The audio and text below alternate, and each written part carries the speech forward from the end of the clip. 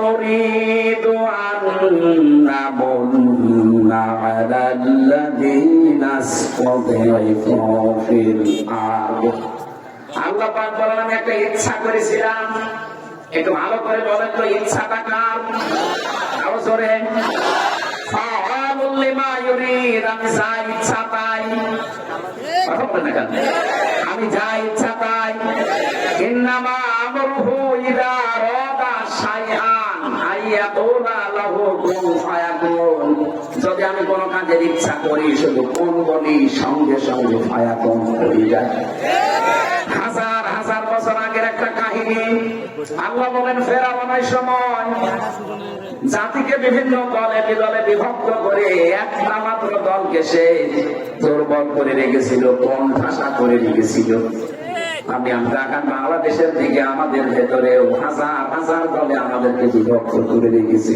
এই লেডি ফেরাউন ওই সময় ছিল পুরুষ ফেরাউন ওর প্রথম কর্মসূচি ছিল মানুষকে দলে দলে বেশি দলে দলে ভাগ করতে পারে তাহলে মানুষের শক্তি নষ্ট হয়ে যাবে আজ বাংলাদেশে দেখেন অনেককে এই হাওয়া দিয়ে এই বুদ্ধি দিয়ে মানুষকে দল করায় আলাদা আলাদা করে এদলে এদেশে এমন দল আছে শুধু সভাপতি আর সেক্রেটারি আর কেউ নেই চেয়ারম্যান আমি সেক্রেটারি এই পরিচয় তাছাড়া দলের একটা লোক নেই তাও বাবা চেয়ারম্যান ছেলে সেক্রেটারি তাদের একটা দল ফেরাউনের কাজ প্রথম এটা ছিল এর আগে আল্লাহ দিয়েছে নির্বাচনের নামে নির্বাচন খেলা খেলা করে আপনারা নামের আগে নামের পরে এখন সাবেক এমপি সাবেক মন্ত্রী লিখবেন এটা লেখা জায়েজ নেই আর যেটা জায়েজ নেই সেটা আমরা মুসলমানেরা করতে পারি না এদের নাম কোন জায়গায় যদি দেখেন তাহলে দেবেন সাবেক চোর চোরকে চোর বলতে অসুবিধা কি এতটুকু দেওয়া যায় সাবেক টাকায় কথা বলো না কেন আমরা এই সংস্কৃতি থেকে বের হয়ে এসেছি এবং বের হতে চাই সামনে ইনশাআল্লাহ জনগণের প্রত্যক্ষ ভোটের মাধ্যমে আমানতের মাধ্যমে জনপ্রতিনিধি নির্বাচিত হবে ইনশাআল্লাহ সুতরাং এখানে যারা সম্মানিত ব্যক্তিবর্গ আছেন সামনে বসা মুসলমান ভাইরা পর্দার আড়ালের সম্মানিত মা এবং বোনেরা প্রশাসনের ভাইরা আপনাদের থানার অফিসার ইনচার্জ সহ কয়েকজন এসেছে যারা এসেছেন সবাইকে নিয়ে আল্লাহর দরবারে শুকরিয়া জানাচ্ছি যিনি আমাদের বুকের উপর থেকে একটা জগদ্দল পাথর নামিয়ে দিয়েছে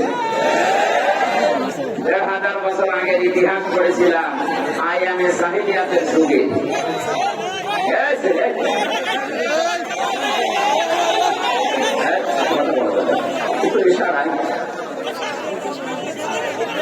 যারা ডিস্টার্ব করছেন কবিরা গুনাহ হবে আপনার এখানে কোরআনের আলোচনা হচ্ছে না আপনাদের এই প্রাণ প্রিয় নেতা আমার শ্রদ্ধাভাজন বড় ভাই মাওলানা রফিকুল ইসলাম খান সাহেবের কাছে আমি শুনেছি তাফসীর মাহফিলে ওয়াজ মাহফিলে এসে শান্তি না করে আশপাশে ডালপালা না বসিয়ে সরাসরি কথাগুলো 10 মিনিট বলেন কোরআনের কথাগুলো সঠিকভাবে তুলে ধরেন যত সময় কম পাওয়া যায় 2-3 ঘন্টা আমি কথা বলেই গেলাম আপনি শুনে যার সময় জিজ্ঞাসা করছি কি আমার বইলে কি আর আপনার শুনেছি এই জন্য যত ক্লাস আছে প্রাইমারি থেকে শুরু করে বিশ্ববিদ্যালয় পর্যন্ত দেখুন প্রতিটি ক্লাস সর্বোচ্চ 45 মিনিট এরপরে ক্লাস নেই কেন যারা ক্লাস নেয় ওদের জ্ঞান নেই যোগ্যতা নেই এই জন্য বিজ্ঞান এই মেধার উপরে গবেষণা চালিয়ে দেখেছে মানুষের ব্রেনে এর মাথায় কথা ধরার একটা লিমিট আছে 45 মিনিটের পরে যদি কথা বলা হয় এটা আর মাথায় ধরতে চাই না আগেরটা ভুলে যায় স্মৃতি থেকে এই জন্য যত ভালো শিক্ষক হোক 45 মিনিটের ভেতরে সামারাইজ করে যেন ক্লাসটা শেষ করে বিশ্ববিদ্যালয়ে দেখেছি যত ভালো শিক্ষক হোক আমার আল-আজহার বিশ্ববিদ্যালয়ের শিক্ষক ছিল মদিনা বিশ্ববিদ্যালয়ের শিক্ষক ছিল ডক্টর সিহাব সাহেব ক্লাস নিলে 2-5 ঘন্টা কিছুই মনে হবে না কিন্তু 45 মিনিটের বেশি ওনারে ক্লাস নিতে দেয় 45 মিনিট শেষ আর একজন এসে গিয়ে দাঁড়িয়ে থাকে আপনি বের হয়ে যান দরজায় রাখবেন তার মানে আপনার এই সাবজেক্টের উপরে 45 মিনিটে আপনি শেষ করে দেবেন এগুলো যেন এই ছাত্র ছাত্রীরা অন্তত ধারণ করতে পারে ওখানে যারা পড়াশোনা করে বিশ্ববিদ্যালয়ে সবচেয়ে মেধাবী কি 80 জন ছেলে মেয়ে নেয় সারা বাংলাদেশ থেকে এক একটা সাবজেক্টের উপরে। বলেন তো সারা বাংলাদেশ মিলে মাত্র 80 জন, বড় সাংঘাতিক চান্স পাবে। সুতরাং এইরকম মানের ক্লাসে 45 মিনিটের বেশি না। আর আমরা যে ক্লাস করাছি এখানে 12 বাপের 13 ছেলে। একজন একবার বললে বলছে এমনও ছাত্র আছে ওদের না পিটাকে বসতে না। এক ছাত্র এসে শিক্ষকের কাছে ব্যাগ আর খাতা বই মই সব নিয়ে বলছে, স্যার ছুটি দেন না, আমি গেলাম। স্যার চিন্তা করছে যে পজিশনে আছে ও ছুটি দিয়ে যাবে না দিয়েও দেবে। রোল নাম্বার কত? 82। 82 ছেলে মেয়ে 82টা। 82টা ছেলে মেয়ে ওর রোল নাম্বার 82। ভালো ছাত্র, ওর জীবনের কোন এম আছে, কোন উদ্দেশ্য আছে? ওই বাবা মার বদলাতে আসে চুরি করে অসুবিধা। আমরা ওইরকম ছাত্র না। এখানে যারা আছি নিজের যোগ্যতা নিয়ে ভালোভাবে খুব সুন্দর করে বসেন। আমরা 1 ঘন্টা মতো ক্লাস নেব কোরআনের এই আয়াত থেকে ইনশাআল্লাহ। আমার আজকের আলোচনার সাবজেক্ট হচ্ছে আল্লাহ আছে কাদের সাথে। আমরা রাখতে চাই না আল্লাহকে সঙ্গে? কথা বলে না কেন? প্রত্যেকটা ধর্মে 4500-এর উপর ধর্ম আছে দুনিয়ায়। প্রতিটি ধর্মের লোক তার ভগবানকে, তার গডকে সে যা পূজা করে তাকে সঙ্গে রাখতে চায়। জাহিলি যুগে নবীজির কাছে একটা লোক এসেছিল। বিশ্বনবী ডাক দিয়ে বললেন, আমার হাতে এটা কি? হে নবী, এটা আমার খোদা। নাক ভাঙা কেন? যে আমি সবসময় সঙ্গে রাখি আমার বরকতের জন্য, কোন জায়গায় ফেলে দেই না, সব সময় সাথে রাখি, কাছে রাখি, যেন আমি বিপদ আপদ থেকে বাঁচতে পারি। এরকম নাকি খোদার সঙ্গে নিয়ে বাঁচার জন্য 15.5 বছর অনেকে চেষ্টা করেছিল। আপনি দেখেছেন বড় বড় পোস্টার লাগিয়ে রাখতো, বড় বড় ব্যানার টাঙিয়ে দিত, উপরে খোদা, নিচে খোদা, এরকম করে আছে। এই যে উপরে যে 2 জনের ছবি টাঙিয়ে নিচে আপনি পায়ের কাছে আছেন, এমনি তো না। এলাকার জনগণকে আপনি বোঝাতে চাইতেন যে আমি কিন্তু অমুক দলের। উপরের দিকে তাকান, 2 জন খোদা, একজন খোদা নিজে আর খোদার মেয়ে বসে আছে। অন্তত এদের উপর নিচে থাকলে আমার কোন চিন্তা নেই। জাহিলি যুগে ওই লোকটা না বুঝে এই কাজ করতো। আর আমাদের এই 1500 বছর পর আমরা দেখেছি অনেকে বুঝে শুনে এই কাজ করেছে। ওর খোদা যেমন ওকে উপকার করতে পারে নাই, এদের খোদা এদের কোন উপকারে আসে নাই। খোদা এখন নিজেই মাটির সাথে মিশে গেছে। কথা বলেন ঠিক কিনা? এখান থেকে প্রতীয়মান হয় পৃথিবীর কাউকে যদি কেউ উপরে তোলার জন্য নেকি চিন্তা ভাবনা করে, আল্লাহ এটা রাখে না। পৃথিবীর ইতিহাসে এটাই আনন্দের বিষয়। মাত্র 24 সালের ভেতরে 2 জন পৃথিবীর স্বৈরাচারকে আল্লাহ সনমের মতো বিদায় দিয়েছে।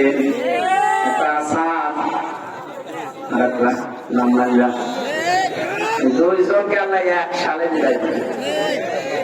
এখনো পর্যন্ত পৃথিবীর ইতিহাস আমি যা জানি, যারা পালিয়ে গেছে কোন স্বৈরাচার, এরা আবার ফিরে এসেছে আমি আজও শুনিও নি, কোন করিও। 805 বছর আগে পালিয়েছিল লক্ষণ সেন, ফিরে এসেছে না? আছে। আশরাফ ঘানি পালিয়েছে, এসেছে। আসাদ পালিয়েছে, এসেছে। উনিও পালিয়েছে, আসবে না। যারা মনে করেন না আমি আশায় বুক বেঁধে আছি আবার সব করে আসবে, আসবে কি করে? 165টা মামলা তার নামে।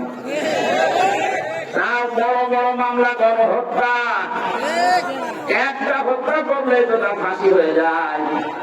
কতগুলো মানুষ? 2732 জন মানুষ হত্যার সাথে সে দায়ী। শুধু তো 24 সালে আর 2006 থেকে শুরু করলে কত মানুষ হিসাবের বাইরে। কি করে হিসাব দেবেন? আপনি যে আশায় বসে আছেন যে আসবে, আসবে কি করে? আমি যে বিনা কারণে 3টা বছর জেলে ছিলাম, 2টা মামলায়, তাও মিথ্যা মামলা। মনে করেন 1.5 বছর ধরে এক মামলায় গেছে। যার 165টা মামলা, তারও যদি 1.5 বছর ধরেও রাখা হয় তো কম করে চলে যাবে। আজকে যদিও আন্তর্জাতিক অপরাধ ট্রাইব্যুনাল থেকে ওনাকে দেশে ফিরিয়ে নেওয়ার জন্য রেড অ্যালার্ট জারি করা হয়েছে, যে ভারতকে বলা হচ্ছে যে আপনার ফেরত নেই, আমাদের নেই, আমাদের কাছে ফেরত দেন, আমরা যা করি করি। অথচ আপনারা মেয়ে ফেরত না দিয়ে এখন চট্টগ্রাম নিয়ে নেওয়ার পায়তারা করছে। আরে দাদা, আপনি কি যৌতুক নেবেন? আর মেয়ে তো পা দিয়ে গেছে, যৌতুক কিসে? আমার মেয়ে কোনো যৌতুক আছে?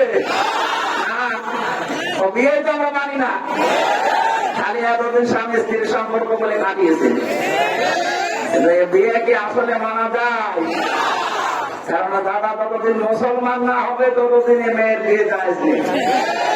এটা আমি জানালাম সূরা বাকারা 2 নম্বর পারা 14 নম্বর পৃষ্ঠা 4 নম্বর লাইনে 221 নম্বর আয়াতের মাঝের অংশে আছে, ওয়ালা তুনকিহুল মুশরিকিনা হাত্তা ইউমিনু। এ ফতোয়া আল্লাহ, যতক্ষণ কোন মুশরিক পুরুষ মুসলমান না হবে, ঈমান না আনবে, মুমিনা নারীর জন্য তাকে বিয়ে করা জায়েজ নেই। এই জন্য তো বলছে যে বিয়েই তো আমরা মানি না, যৌতুক কিসে? আর দাদার এখন যা বয়স, সাদা যদি বয়সে মুসলমান যদি হয়, আসাম ব্যালেন্সের গুলা তুমি কিছু পাচ্ছেন নামলাম না,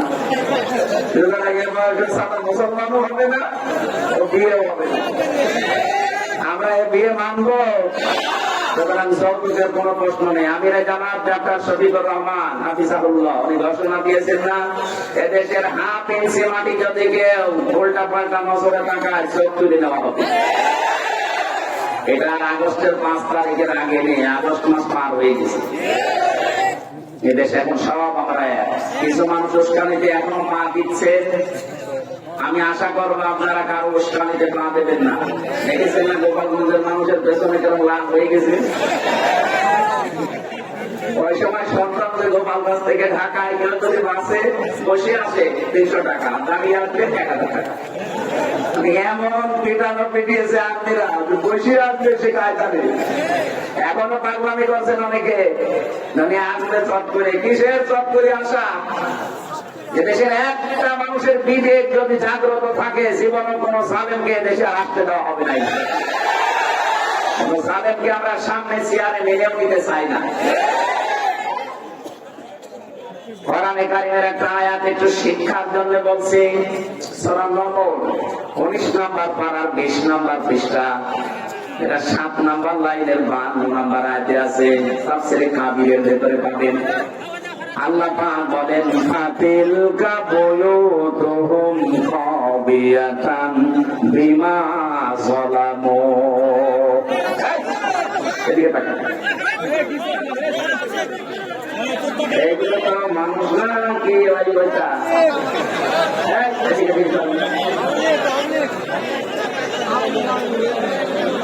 মাইক না রে,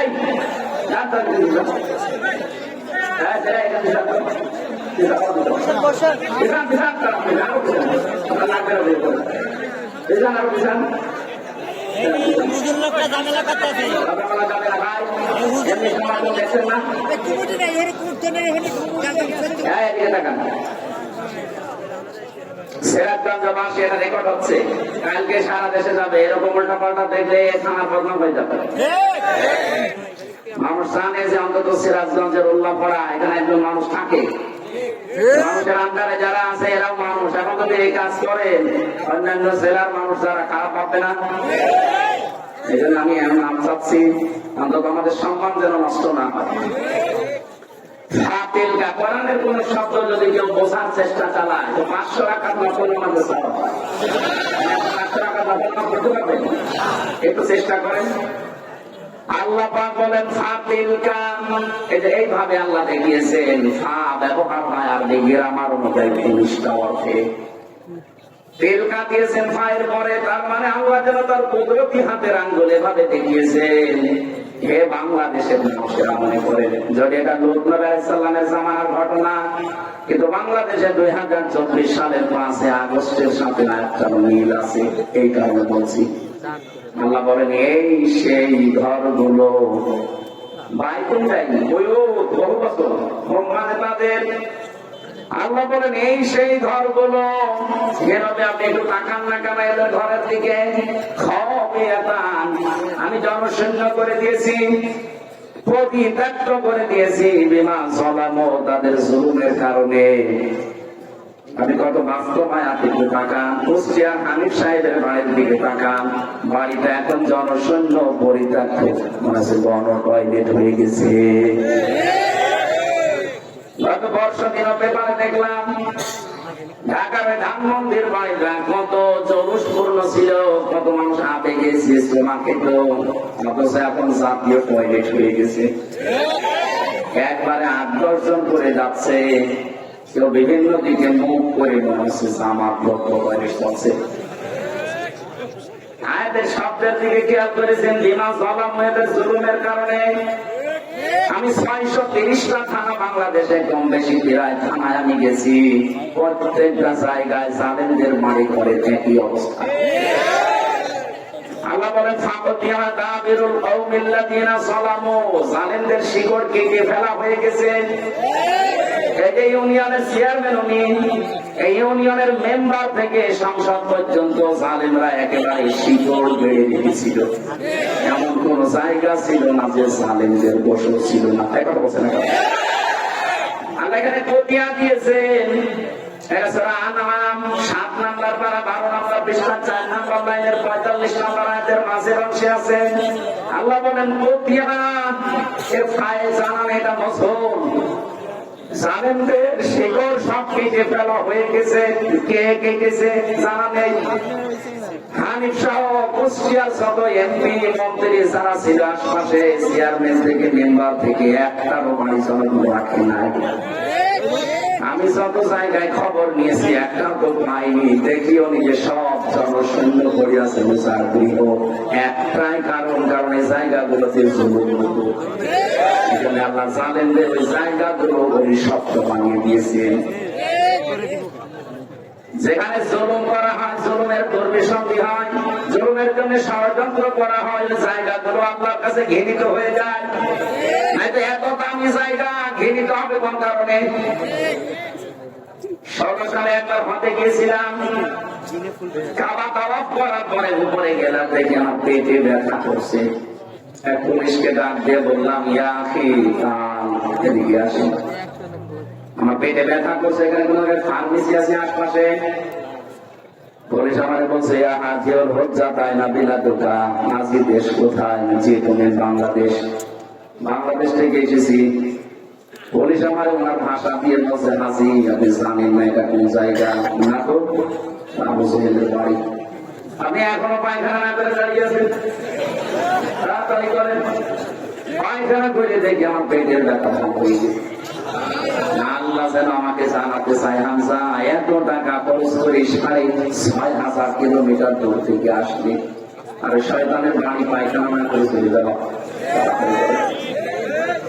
আমার তোমার হাতে 1000 বছর পরে এখন ঠিক এই দেশের জালেমদের বাড়ি ঘর গুলো আল্লাহ হুসাইনের বাড়ির মতোই বানিয়ে দিয়েছে। হানিফ সাহেবের মতো এত বড় সামু নেতা, তার আঙ্গুলের ইশারায় দেশ দুলতো, তার বাড়ির দিকে তাকান, এখন জনশূন্য, কুকুর থাকে না। এ পর্যন্ত আল্লাহ বলে শেষ করেনি, পরের টুকু আমাদের জন্য। এবার কি আপনি ইন্না ফি যালিকা লাআয়াতান লিকাউমিন ইয়ালামুন। যারা আরবি গ্রামার বোঝে আয়াতটা আল্লাহ দুইটা তাকিদ দিয়েছেন, ইন্না আর লাম।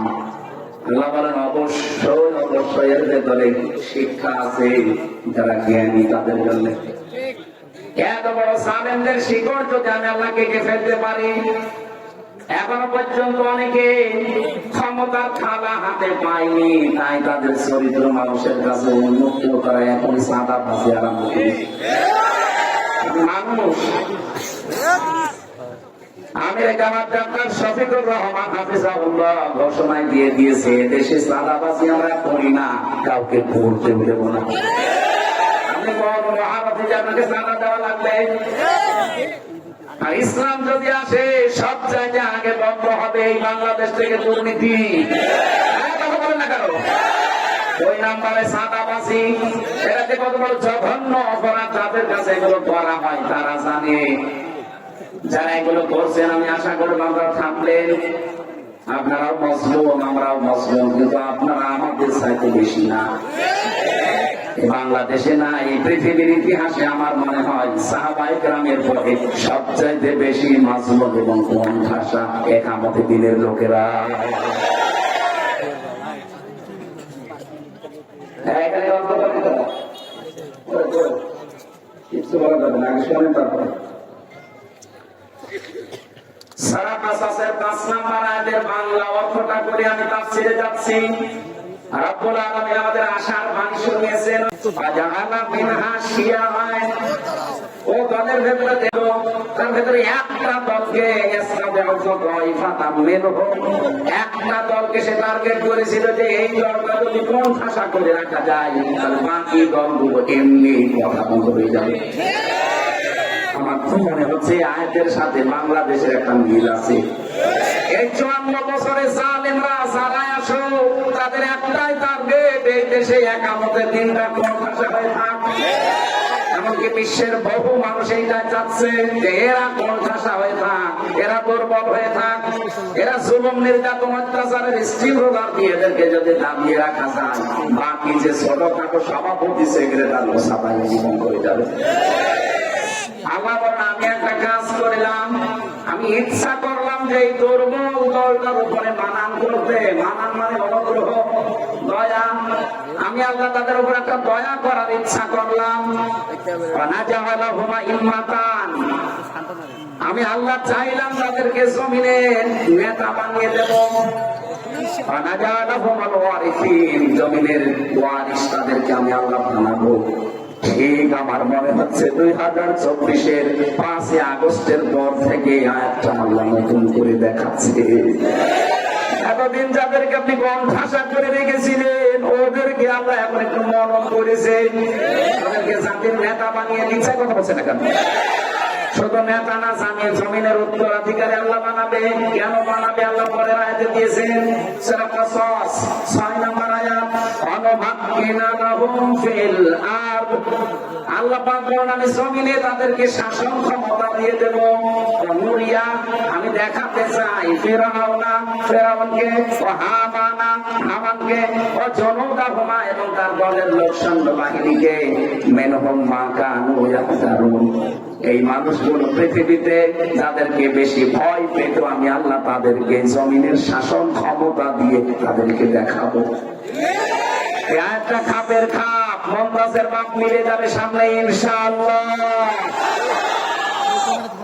কোরআনের পাখি আল্লামা শহীদ দেলাওয়ার হোসেন সাইদি রাহমাতুল্লাহ আলাইহি জীবনে যতগুলো স্বপ্নের কথা বলবেন, একটা স্বপ্ন তো আল্লাহ বাদ দেয়নি, সবগুলো দেখিয়েছেন। এমনি দেখাননি। সূরা ফাতিহা, লাকাদ সাদাকাল্লাহু রাসূলাহুর রুয়া বিল হক। অবশ্যই আমি আল্লাহ, এখানে ফাইল কর্তা আল্লাহ নিবে, লাকাদ সাদাকাল্লাহ, আল্লাহ বলেন অবশ্যই আমি আল্লাহ সত্য প্রমাণ করব আমার রাসূলের স্বপ্নকে। বলেন তো রাসূল এখন আছে? কথা বলে না কেন? রাসূলের নায়েব আছে, উলামায়ে কিরাম যারা, উলামা ওয়ারাসাতুল আমবিয়া, আলেমরা নাম রাসূলের ওয়ারিস।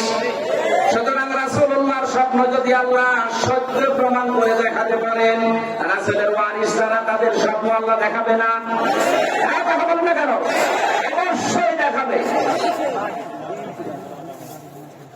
লা তারফাউ আসওয়াতাকুম ফাওকা সাওতিন নাবিয়্যি ওয়া লা তাজহারু লাহু বিল কওলি কাজহারি বা'দিকুম আন তাহবাতু আমালিকুম ওয়া আনতুম লা তাশউরুন।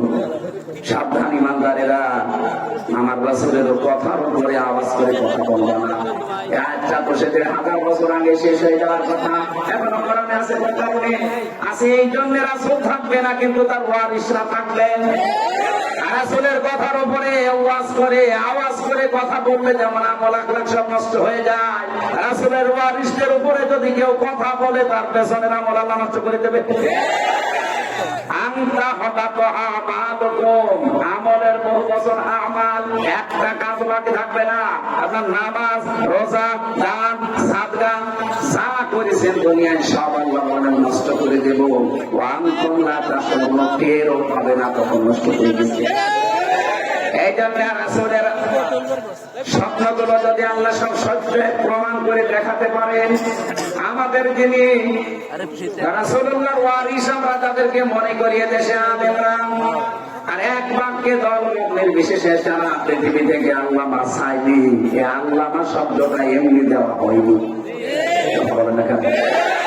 শহীদ আল্লামা দেলাওয়ার হোসেন সাইদি 50টা বছরে কোরআনে কারীমকে বিশ্বের বিভিন্ন দেশে প্রমাণ করেছেন, প্রচার করেছেন। এই লোকটা আলেম, তার যে স্বপ্নগুলো আল্লাহ সব আমার মনে হচ্ছে একটা একটা করে দেখাচ্ছে। বলেছিলেন জালেমরা এদের অর্থ পাবে না, ঠিক পাচ্ছে না, একবারে খাপ মিলে গেছে, কথা বলছে না। বলেছিল শুধু নাড়া দেওয়া হবে, এখান থেকে দিল্লি গিয়ে পড়বে, তাই বলেছেন। উনি বলেছিলেন এই দেশে জালেমদের নাকের ডগার উপরে আল্লাহর এই কালেমার পতাকা বাংলাদেশে পথ পথ করে উঠবে, এইটাও সামনে সত্য হবে ইনশাআল্লাহ। যেহেতু কোরআনে কারীমের আয়াতের সাথে বাস্তবতা মিলছে, এই কারণে বললাম।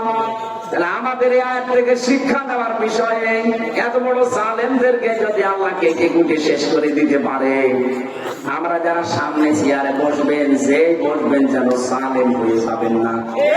যদি জুলুম করেন আপনাকে আল্লাহ আপনার বাড়ি ঘর কিন্তু ওজার গৃহ বানিয়ে দেবে। আল্লাহ আমাদের শিক্ষা নেওয়ার তৌফিক দিন, বলেন আমিন। যে কথাটা তুলেছিলাম আয়ামে জাহিলিয়াত ছিল 1500 বছর আগে, আর 15.5 বছরে আল্লাহ আমাদের উপর থেকে আমি জাহিলিয়াতের পাথরটা দূর করে দিলেন। শব্দ দুইটা প্রায় কাছাকাছি, আয়ামে আর আমি, এটা বলছে না, তাদের কাছাকাছি। সুতরাং আল্লাহ আমাদেরকে বাঁচিয়েছেন, যে আল্লাহ আমাদেরকে বিশাল পাথর আমাদের বুকের উপর থেকে সরিয়ে যে কথা বলার মতো একটা শক্তি দিলেন। প্রশ্ন আসতে পারে, এতদিন কথা বলেননি? হ্যাঁ বলেছি, বলতে পারেনি। কোরআনে কারীমে আল্লাহ জানিয়েছেন খালাকাল ইনসানা আল্লামাহুল বায়ান, আমি মানুষ বানিয়েছি আর কথা বলা আমি শিখিয়েছি। এই বায়ান শব্দের ব্যাখ্যা এসেছেন, মুফাসসিরে কেরাম লিখেছেন একটা মানুষের কথা বলে এক একটা কথা তৈরি হতে 27টা ধাক্কা লাগে। এই গ্রন্থের ভেতরে 27টা ধাক্কা লাগার পর একটা কথা তৈরি হয়। আর কোরআন আর হাদিসের ব্যাখ্যা বলছে, এর বিজ্ঞানের তথ্য। কোরআন হাদিস বলছে প্রত্যেকটা স্তরে একজন করে ফেরেশতা বসে আছে। এর কাছে ভাবে দিতে 27 নাম্বার জায়গায় আসার পরে এই মুখের গর্ত থেকে একটা কথা বের হয়ে যায়। অথচ এই কথা বলার এই বাক শক্তিটা রুদ্ধ করে রেখেছিল এই জালেমরা। কথা আমরা বলতেই পারি না, এই কথা বলা ঠিক কিনা? কয়েকজনই কথা বলেছে, তারা এই অন্ধকার প্রকোষ্ঠে জীবন কাটিয়েছেন। সুতরাং আল্লাহ যে এই বাক শক্তি যারা চেপে রেখেছিল আল্লাহ ছেড়ে দিয়েছেন, তারা এখন কথা বলতে পারেন, জবান খুলে বলেন আলহামদুলিল্লাহ। আমার রাসূলের উপরে দরুদ আর সালাম পাঠের মাধ্যমে তেলাওয়াতকৃত আয়াত সূরা মায়েদা, কোন সূরা? বলেন একটা মাত্র আয়াত পড়েছি, আয়াতের নাম্বার 12। কত? মায়েদা মানে দস্তরখানা। মায়েদা মানে কি? তামাম দুনিয়াটাই আল্লাহ দস্তরখানা বানিয়ে রেখেছে। এই সূরার নামকরণে আমি একটা হাদিস পেয়েছি, বিশ্বনবী জানিয়েছেন কেউ যদি দস্তরখানা বিছিয়ে খাবার খায় আর পড়ে যাওয়া খাবারটা তুলে খায় দস্তরখানা থেকে, তাহলে তার জান্নাতের হুকুদের দেন মোহর আদায় হয়ে যায়। আমলটা ছোট কিন্তু বিশাল বেনিফিট পাবেন। আপনি জান্নাত পাবেন কিনা সে গ্যারান্টি নেই, অথচ জান্নাতের হুকুদের দেন মোহর পর্যন্ত আদায় হয়ে গেছে ছোট্ট একটা কাজে। আপনি জান্নাত না পেলে এত বড় সুসংবাদ নবী দিত না। এজন্য আজকে থেকে আমলটা কেউ ছাড়বেন না। দস্তরখানা বিছিয়ে খাবার খাওয়া যদিও ছোট মনে হয়, এটা কিন্তু সুন্নাহ। আমাদের এই শরীরের ভেতরে 360টা হাড় আছে। এই যে হাড়গুলো জোড়া, নবীজি বলেন এই জয়েন্টে জয়েন্টে যে জোড়াগুলো লেগে আছে প্রতিদিনে জয়েন্টে সাদগা দেবা। সাহাবী বলেন হুজুর আমি গরিব মানুষ, সাদগা পাবো কোথায়? বিশ্বনবী বলেন দুইটা কাজ দুনিয়ায় করলে সাদগা আদায় হয়ে যাবে। মসজিদের ভেতরে যদি কোনো ময়লা পড়ে থাকে, টপ ছোট গাছ যাই ময়লা থাকে, নিজের দায়িত্ব মনে করে তুলে ফেলে দিবা। আর দস্তরখানায় পড়ে যাওয়া খাবারটা তুলে খাবা। তাহলে নবীজি জানিয়েছেন এই যে 360টা সূরা এর সাদগা আল্লাহ তোমার কাছ থেকে আদায় করে ধরে নেবে। ভাই আমলগুলো করি, নামকরণের ভেতরে আর হাজারো কথা ছিল। আমরা তাফসিরে যাচ্ছি, আপনারা কথা বলবেন একদম স্তব্ধ হয়ে যাবে। নামাজ চলছে, 500 টাকা নফল নামাজের সওয়াব পাবেন 1 ঘন্টা। আমার ভাইরা, আজকের আলোচনার বিষয়টা বলেছিলাম আল্লাহ আছে কাদের সাথে। বললাম না যে প্রত্যেকটি ধর্মের মানুষরাই তার দেবতাকে সঙ্গে রাখতে চায়। ওই যে বেদুইন রাখতে চেয়েছিল, নবীজি বললেন যে নাকটা ভেঙে গেছে, বলে হ্যাঁ নাক ভেঙেছে আমার কারণে, আমি এর রেখে কোন জায়গায় যাই না। এমনকি টয়লেটে যাওয়ার সময় চিন্তা করলাম খোদা এই টয়লেটে নিয়ে যাওয়া যায়, রাখলাম পাশে, কাজ সেরে এসে দেখি ওর মাথা থেকে পা পর্যন্ত পুরা ভিজা। চিন্তা করলাম খোদার গা ভিজা, না জানি তো রহমত বরকতের পানি হবে। জব্বা বের করে চাকলাম, খাইলাম, দেখি গন্ধ দুর্গন্ধ, একটা বিটকুটিয়া এরকম সাপ, সাপ। পানিটা যদি রহমতের পানিতে গন্ধ হবে কেন? আশপাশে তাকিয়ে দেখে একটা কুকুর দাঁড়িয়ে আছে, ওর নিচ দিয়ে পানি টপকাচ্ছে। এইবার টের পালাম যে এ কোন রহমতের পানি। মেজাজ গেল খারাপ হয়ে, তুই খোদা না খোদা, কুকুরের পোশাক থেকে নিজেকে বাঁচাতে পারো না, আমি বিপদে পড়লে বাঁচাতে কি করে? দিলাম একটা সান, গেছিলাম ভেঙে। এদের অসামতা, এদের গল্প কাহিনী, এদের মিথ্যাচার, এদের সব ভুয়া বিষয়গুলো আমি ধরে ফেলেছি। এগুলো সব বাজে জিনিস। আমি আর এই মিথ্যাচারের সাথে থাকতে চাই না। আমি এসেছি তাওহীদের নিচে আশ্রয় নিতে।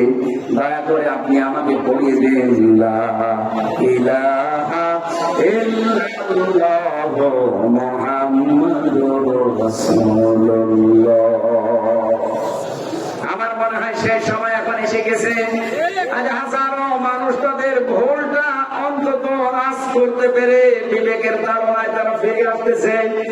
গত বর্ষ দিন যশোরে কলেজের অধ্যাপককে আমি শুধু 3 মাস বলেছিলাম, স্যার আপনি একজন বিসিএস ক্যাডার, আপনার ইমান নেই কিন্তু আপনার বিবেক আছে। আপনি আমার ধর্মীয় গ্রন্থ কোরআনটা শুধু একটু বুঝে পড়বেন বাংলায়। আমি আরবি পড়তে পারেন না স্যার, একটু বাংলায় পড়বেন। আপনাকে আমি মুসলমান হতে বলি না, কারণ আমাদের ধর্মে জোর জবরদস্তি নেই, বাড়াবাড়ি নেই। আমাদের ধর্মে কোন জোর জবরদস্তি যদি থাকতো 850 বছরে এলাকাটা মুসলমান শাসন করেছে, একটা হিন্দু খুঁজে পাওয়া যেত না। অথচ আমরা মুসলমান, আমাদের আমানত ভারতে, তারা এখন কি করছে দেখছেন? মসজিদ গুলো ভেঙে ভেঙে মন্দির বানাচ্ছে। 500 বছর আগে এখানে মন্দির ছিল। নাফারমান জাতি একটা এই উগ্রপন্থী হিন্দুরা, এদের ভিডিও গুলো দেখবেন, কত বড় জঙ্গি এরা, আমার দুনিয়ায় ভাইরাল করে দেন।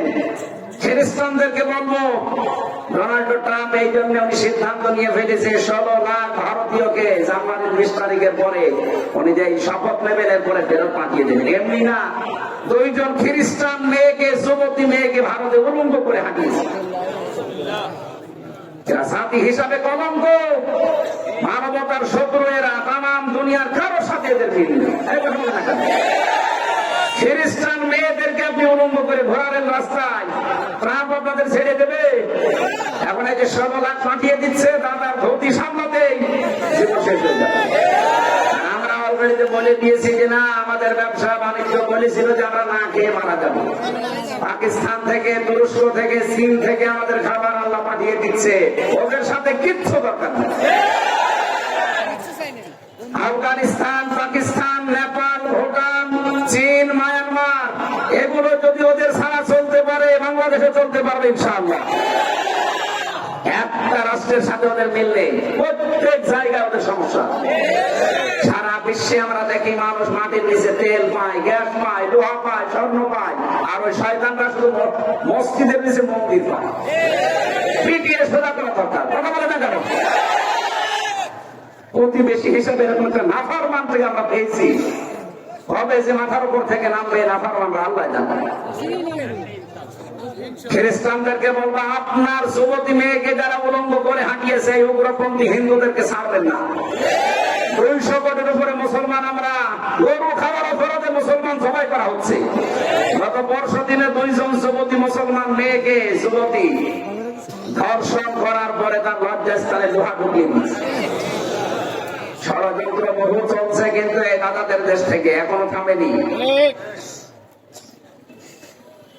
আমরা একটু ইঙ্গিত দিয়েছিলাম, দেখেন কান্নাকাটি আরম্ভ অলরেডি করে দিয়েছি। ওদের পেঁয়াজ, ওদের আলু সব বর্ডারে পৌঁছে যাচ্ছে। সাংবাদিক নামের এই কলঙ্ক ময়ূখ রঞ্জন, এই একটা হকার, হকার বললো হকারের বদনাম হবে, আমার মনে হয় হিজড়া। বাংলাদেশের এই হিজড়াদের কাছে 1-2 ঘন্টা দেওয়া দরকার, ছিঁড়ে খেয়ে থাকবে। শয়তান মোটাপাল্টা কথা শুধু বাংলাদেশের নামে বলে আর মুসলমানদের বিরুদ্ধে। প্রতিবেশী হিসাবে সতর্ক করছি, আল্লাহর ঘর কাবা ধ্বংস করার জন্য এসে আবাবিলের কি পরিণতি হয়েছিল আব্রাহার দেখেননি?